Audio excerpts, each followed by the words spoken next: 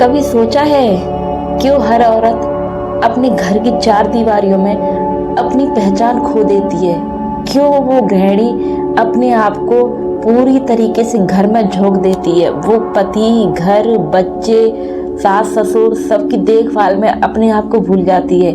लेकिन क्या उस गृहिणी को कोई इनाम दिया जाता है कि वो बहुत अच्छे से सब मैनेज कर रही है, या फिर उसे उसके काम के बदले कोई सैलरी दी जाती है कि तुम ये बहुत अच्छे से कर रही हो तो तुम्हें इस काम के बदले हम सैलरी देते हैं? जवाब है नहीं। तुम घर, परिवार, पति, बच्चे सबके लिए अपनी पहचान खो देती हो, लेकिन फिर भी तुम्हें अपनी नई पहचान नहीं मिलती है। तुम्हें अपने सपनों को मार करके उन लोगों के लिए करने का कोई भी इनाम नहीं मिलता। आप सुबह से रात तक परिवार की खुशियों के लिए भागती रहती हैं, बच्चों के लिए, पति के लिए, सास ससुर के लिए, पर खुद के लिए क्यों नहीं? अपने सपनों के लिए वक्त कब निकालोगी? तो बहनों या भाइयों, जो भी इस वीडियो को देख रहे हैं, वो अपने घर में अपनी जो वाइफ है, बहन है, माँ है, जो भी जिस औरत के लिए आप इस वीडियो को देख रहे हो, तो भाई और बहन सबको मैं एक ही बात बोलूँगी कि अब वक्त आ गया है कि हर गृहिणी, हर महिला अपनी जिंदगी की कहानी खुद लिखे, खुद की कहानी, खुद की जुबानी लिखे। हर औरत जब वो ठान ले तो उसके सामने कोई भी रुकावट नहीं आती, उसकी मंजिलें बोलती हैं, उसकी जुबान नहीं। तो खुद को कैसे प्रेरित करके, कैसे पति, घर, परिवार सबको मैनेज करके कैसे आगे बढ़ा जाए, उससे पहले मैं आप लोगों को एक छोटी सी कहानी सुनाऊंगी जो किसी के जीवन की सच्ची कहानी है, और जिसकी ये कहानी है उसका नाम भी मैं कहानी के अंत में आपको बताऊंगी।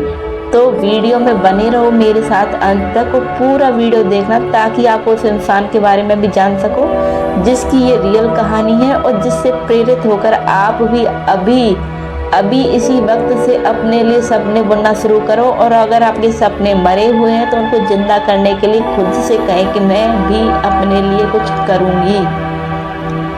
तो ये कहानी है एक ऐसी लड़की की जो गरीब परिवार में जन्मी थी। 4-5 भाई बहनों के बीच में उसका जन्म हुआ था। भाई बहनों के साथ रहते हुए अपना घर परिवार अपने मम्मी पापा के साथ रह रही थी।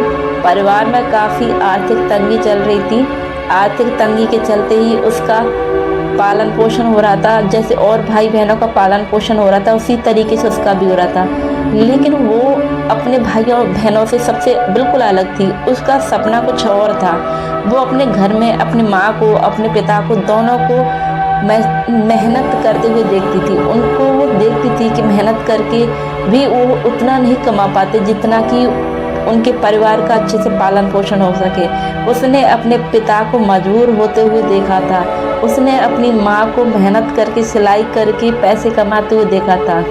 उस लड़की ने वो भी देखा था कि कैसे बिना पैसों के रातें कैसे कटती हैं, बिना पैसे के कैसे रिश्तेदार बदलते हैं। उसने अपने आसपास वो सब कुछ देखा था जो एक मिडिल क्लास से भी मिडिल क्लास बच्चा देखता है। वो आर्थिक तंगी को झेलते हुए आगे बढ़ी थी। उसके परिवार वाले उससे पूरी तरीके से कोशिश करते थे कि वो माँ बाप जो नहीं कर सके वो बच्चे कर सकें। इसके लिए उसके माँ बाप ने उसे पढ़ाया, लेकिन पढ़ते पढ़ते उसकी उम्र शादी की हो गई।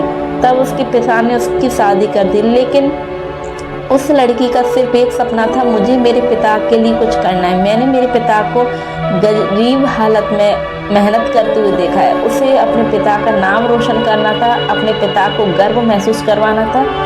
तो उसकी शादी होने के बाद भी उसके सपने मरे नहीं। वो अपने सपनों को जिंदा रखे हुए थी अपने मन में। शादी होने के बाद वो ससुराल आ जाती है, लेकिन ससुराल में भी उसके मन में वही सपना जिंदा था।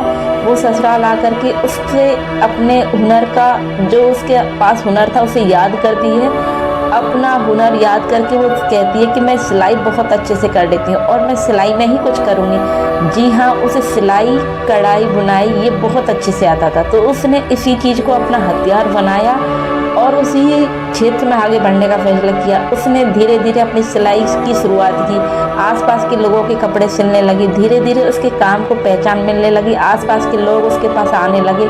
अब उसे और भी ज़्यादा मेहनत करनी पड़ी। पूरे गांव के लोग उसके काम को सराहने लगे। गांव के बाद में धीरे धीरे उसका काम आसपास के एरिया में फैलने लगा।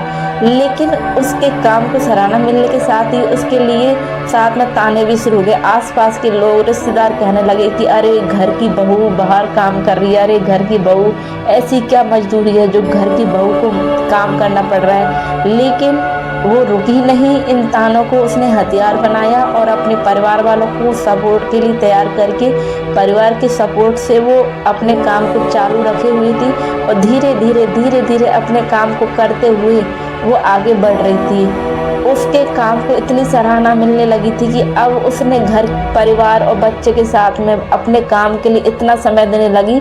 उसने एक घटना बताई थी कि उसे अपने क्लाइंट के लिए कपड़े सिल के तैयार करके देने थे, लेकिन उसके पास समय नहीं था। उसने रात का 8 बजे का टाइम देखा और सुबह उसे अपने क्लाइंट को उसका कपड़ा वापस करना था।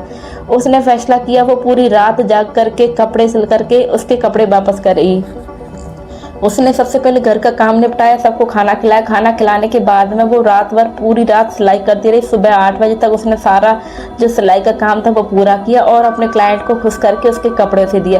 उसका क्लाइंट खुश होकर के उसको आशीर्वाद दे के चला गया। लेकिन ये एक शुरुआत थी इतनी मेहनत करने की। अब उसे समझ में आ गया कि मुझे दुगनी तिगनी स्पीड से काम करना होगा, तभी मुझे मेरे काम को और सराहना मिलेगी। उसका काम गांव के बाहर भी जाने लगा था, लेकिन उसे सिर्फ इतना ही नहीं चाहिए था, उससे बहुत ऊंचे दर्जे की सफलता चाहिए थी। उसने अपने काम को सराहने के लिए धीरे धीरे करके अपने काम को और बढ़ाया। अब उसका काम सिर्फ सिटी, गांव तक ना रह के सिटी तक फैल गया। अब उसने अपने काम में इतनी सफलता पाली कि उसने एक बड़ा सा सैलून खोला, उसने एक बड़ा सा बुटीक खोला और उस बुटीक के लिए उसने एक छोटी दुकान से शुरुआत की। छोटी दुकान कब एक बड़ी बिल्डिंग में बदल गई पता ही नहीं चला। उसकी मेहनत और उसके जज्बे और उसके हुनर का ही परिणाम था कि आज वो महीने के 30 से 40 लाख रुपए कमाती है। और ये कोई झूठी कहानी नहीं, ये एक सफल इंसान की कहानी है जो उन्होंने अपनी ही जुबानी बताई है। तो ये सफल महिला कौन थी उसके बारे में मैं आपको बताऊंगी। ये सफल महिला एक हरियाणा की लड़की थी जिसका नाम रितु इंसा है। आप चाहो तो उसे यूट्यूब पर सर्च कर सकते हो और उनकी कहानी, उन्हीं की जुबानी सुन सकते हो।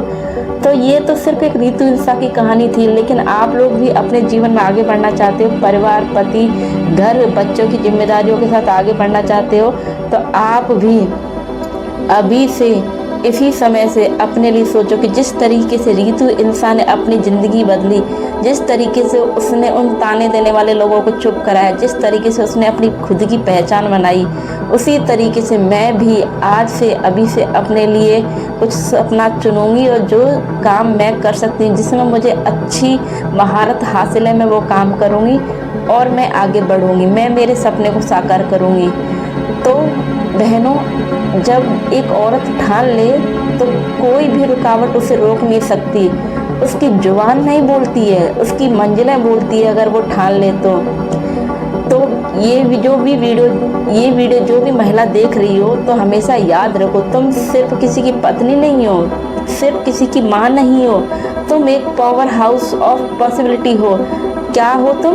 Power house of possibility. तुम्हारा हर दिन, तुम्हारा हर काम तुम्हारे सपने की ओर एक कदम हो सकता है।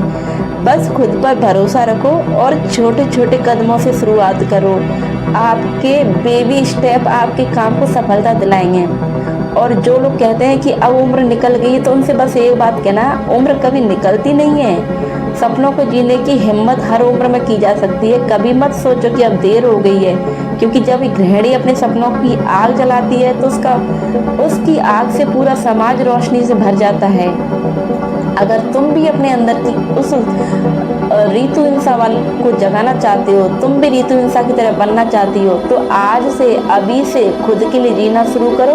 क्योंकि जब एक महिला खुद को पहचान लेती है तो वो सिर्फ अपनी ही नहीं, अपने पूरे परिवार की तकदीर बदल देती है। तो बहनों, मैं रिया रावत और मैं चाहती हूँ कि हर महिला कहे, हाँ मैं भी कर सकती हूँ, मैं अपने सपनों को साकार कर सकती हूँ। तो ये मैं रिया रावत बोल रही हूँ और आप लोग भी मेरे साथ कहिए कि मैं अपने सपनों को साकार करूँगी और खुद के लिए एक ऐसी पहचान बनाऊँगी जिस पे सब गर्व महसूस कर सकें।